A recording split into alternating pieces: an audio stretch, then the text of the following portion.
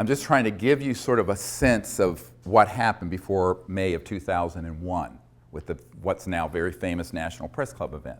So this was all going on with the idea that if we were to provide the correct information to the president and to his advisors and to members of Congress, the key people in Congress, they would do the right thing and would disclose this information because the Cold War had ended, and we thought, here's a fig leaf to put on the secrecy, even though it's a bit of a misdirect. But politicians always need to have a cover, a CYA. Washington's all about cover your ass. So to explain 40 years of secrecy, they could have said, well, during the Cold War tensions, we didn't want to throw into that mix the fact that we're being visited by interstellar civilizations, and with also a program to study what their technologies are. And now that the Cold War is over, we can come clean. So I was recommending that they use that as an excuse for the chicanery that had gone on between 1956 and 1990s, 40 years. Well, it was an interesting thing that happened. In the fall of 1993, I was given a lecture at the Colorado State University, hosted by astronaut Brian O'Leary and Maury Albertson, who was one of the co-founders of the Peace Corps. And they became very, very close friends and supporters of what we were doing. And in that presentation, I laid out the entire sort of manifesto of justifying disclosure, ending secrecy, and what we should do. And at the end of that talk, and I don't know, there were maybe 800 people there, 1,000, something like that. There was a man, a little bald man, standing at the back of the room. And he wouldn't leave, and he waited till almost everyone was gone. He came up to me and he said, Dr. Greer, I think I can help you with this. I know some folks in Washington who want to know about this, but they're not getting any good answers. I said, well, like who? And I thought he was going to say, you know, staffers for Congressman blah blah from Nowhereville, Montana. And he said, well, I'm very good friends with the Director of Central Intelligence, the CIA director, and he would like to be briefed on this. And of course I said, well, that's a good start. So initially that meeting was set up for November of 1993, and it got pushed back because of scheduling conflicts that he had and I had to December 13th, 1993. My wife, Emily, was there with me. And the cover story was a dinner party just here in Arlington at this man's home, and with his CI director and with his, the CI director's wife, Dr. 𝗬𝗍𝗄, who was the Chief Operating Officer of the National Academy of Sciences. So, which is very good because I feel, well, we can get two birds with one stone here because she's a very senior scientist in a very prestigious institution. So again, we got a nanny for the kids, flew up to Washington, had this meeting. Now, normally when you meet with someone at cabinet level, it's a, very tight, maybe 20 minutes, 15, 30. This went on for about 3 hours. And the initial part of it, I had this whole briefcase and portfolio full of all these images of photographs and documents and cases and all this stuff. And after about 10 minutes, the CI director said, okay, I know this. We know that they exist. And it turns out he and his wife had a sighting in New Hampshire when they were younger. I want to know, and this is the key question to answer, why won't they tell me and the president about it? I'm the CIA director. I said, well, that's another discussion. And at first, I got some hint of this when I got the letter, which I have in my archives, because subsequently, Woolsey tried to backpedal and say this briefing never happened. He publicly said so, and I can prove it to be a lie. I always say in Washington, how do you know they're lying? Their lips are moving. Lips are moving, that means they're lying. So, ouch. Did I just say that? Yeah, I did. It's on the record. There you go. So, but the letter I got describing the briefing from our host said, that you're going to be the first person to brief the president's people and his CIA director on this issue because they've asked questions and they can't get anything through channels. Now, at that point, I have to say, I thought I was being zoomed. I really thought this was a prevarication and that this spy master, the CIA director, just wanted to pick my brain, find out what we were doing with folks like the Rockefellers and da-da-da. And it turned out he 100% was out of the loop. He knew nothing about these projects, and he was being completely deceived by those who had compartmented intelligence within the agency, the CIA, and he literally was the emperor that had no clothes, and so was the president. So it was at that point, on December 13th, 1993, that I realized that we were living in a country that had undergone a quiet coup d'etat decades earlier. That isn't talked about in the New York Times and Washington Post because it would be the biggest story ever and the biggest scandal ever. They'd rather talk about the blue stain on a dress and other trivialities, or the stain on a blue dress, and rather than talking about the truth. And we, at that point, had put together a white paper, which is in my first book about extraterrestrial intelligence, which you can get on our website at 𝗖𝗘𝗱𝗍 and it describes basically the plan of what needed to be done by the chief executive, the president and his people, to end the secrecy. So I had that in my hands, and I was giving it to the CIA director as he was leaving, and he looked at me and he said, "How can we disclose that which we have no access to?" Very chilling question. So, in other words, if we were to push on this, then it would unveil the biggest constitutional crisis in the United States history. And no president wants to admit that they're out of the loop on important things. No one wants to admit that. Therefore, he said, "We will do what we can do. I'll continue to look into this. Please continue to send any information you have to me through this contact. But we'll have to see what the president can do." That meeting, as I said, was about 3 hours. Most of it was talking about contact, the technologies, why secrecy would be as extreme as it is. And this is, the why of secrecy is much more difficult for people to get their minds around than the how. So let me first do the how. Everyone thinks there's something called above top secret. Well, in the United States government, most governments, there's no such thing. There's actually confidential, secret, and top secret. But then within these classifications, there are compartments. So you have TSSCI, top secret special compartmented intelligence. So TSSCI, it's the compartment you're in that matters. Some compartments, like what Edward Snowden exposed about PRISM, was a compartment that the president and the oversight committees of the Congress knew about. However misguided they may have been, they were legally overseeing compartments, which is why he's in trouble. There are other compartments that are unacknowledged special access projects.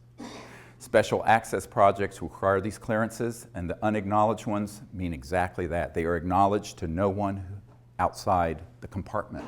And that includes the President of the United States or the Chairman of the Joint Chiefs of Staff or whoever. So one of the big mistakes that people make is conflating people's position in the military, the CIA, Congress, the presidency, the White House, the National Security Council, the whole alphabet soup of government agencies with access, all access, just because they have a top secret clearance, to every compartment. And I know men who are in one compartment and or in one section, and they have a friend that's in another compartment, and they both have top secret clearances, very high compartments, and they do not know what each other's working on. They may be best friends and they won't know. And that is how it works. But the unacknowledged special access projects mean that they're not acknowledged. And this is what Rumsfeld meant the day before 9/11, if you look at the film Sirius, when he said there's $2.3 trillion unaccounted for in the Department of Defense budget over the last few years. Not billion, trillion. Now it's at least 5 trillion. And now this is no flaming liberal. This is Donald Rumsfeld, okay, who dragged us into this misadventure called the Iraq War, along with Dick Cheney and some other neocons who didn't understand the Middle East, obviously, or anything else for that matter, dealing with world politics. And so, but he literally said that. Now, I don't know if he knew it was being filmed, but it was, and we got it, and it's in the film Sirius. So what does that mean? $2.3 trillion unaccounted for. It means that there is no accounting. I know an auditor who audits my uncle's old company, was Northrop Grumman, which does a lot of top secret work on certain kinds of aircraft, just like Lockheed Martin has certain contracts dealing with anti-gravity propulsion craft. And if it's an unacknowledged compartment and it has some billions of dollars in it, the auditor will be told, you don't have a need to know what's going on with this, and it is just rubber stamped as an audit. They have no idea where that money's going. It goes in the front door. Where it's going through the back door, God only knows. All right? We estimate between $100 and $200 billion every year is going into the unacknowledged government. And this is a conservative estimate, unacknowledged. Congress doesn't know where it's going. The president doesn't know where it's going. A lot of senior military people don't know how it's being used and where it's going. My military advisor for 20 years was in one project that was a $3 billion unacknowledged special access project. The admiral that he was working under, where they basically went into a SCIF, a secure communication intelligence facility underground. Everyone's weapons were taken, everyone's cell phones, watches, anything electronic taken. One man went down there with them with a gun. And the gun was the security enforcement officer for that USAP, Unacknowledged Special Access Project, USAP. And they were all told, the guy took a bullet out of the chamber and they said, if you tell anyone about anything going on in this unacknowledged project, there is a bullet with your name on it and it will find you somewhere, somehow. Now this is not a movie, this is actually how that world works. That's the world I've lived in since 1993 or been exposed to. And so that is serious stuff and they mean it. And so my military advisor said, oh, absolutely, this is no John le Carre novel or John Grisham story. This is really how the unacknowledged super black world operates. Now, of all the projects that are unacknowledged, black bag operations of all kinds, special operations of all kinds, the blackest and the most unacknowledged are ones dealing with UFOs and extraterrestrial intelligence, by far. And so that's why when you read the document from early 1950s from Canada, the Wilbur-Smith document, where he says, after talking to someone in the United States government, this is a Canadian top secret document that got declassified accidentally. It's on our website. And he says this subject is the most secret subject in the United States and exceeds the secrecy surrounding the development of the hydrogen bomb. At that point, we hadn't detonated a hydrogen bomb. Imagine something more secret than the ultimate doomsday weapon. Not an atomic bomb, a thermonuclear hydrogen bomb, which is what we were working on in '51. So the thing I point out to folks is that these sort of operations have gotten so out of control that that's why Eisenhower said, beware the military-industrial complex when he left office in 1961, just before Jack Kennedy took office.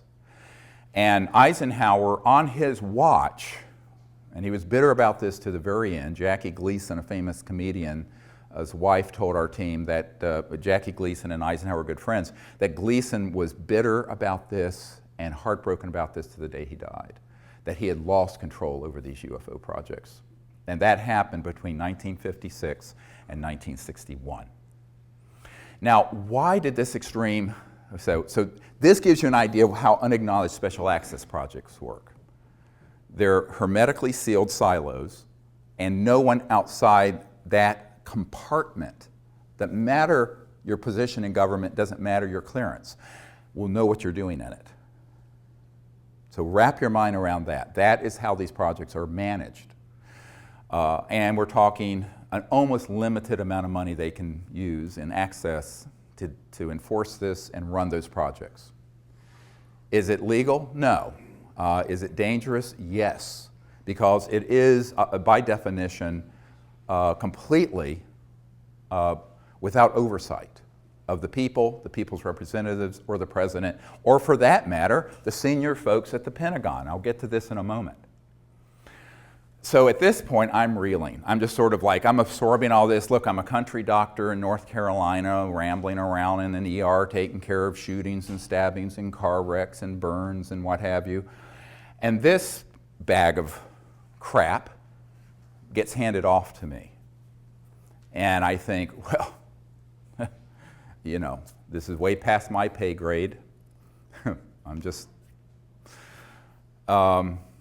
And in January or early February 1994, a friend of the president's comes to our home, a man that I had met sometime earlier.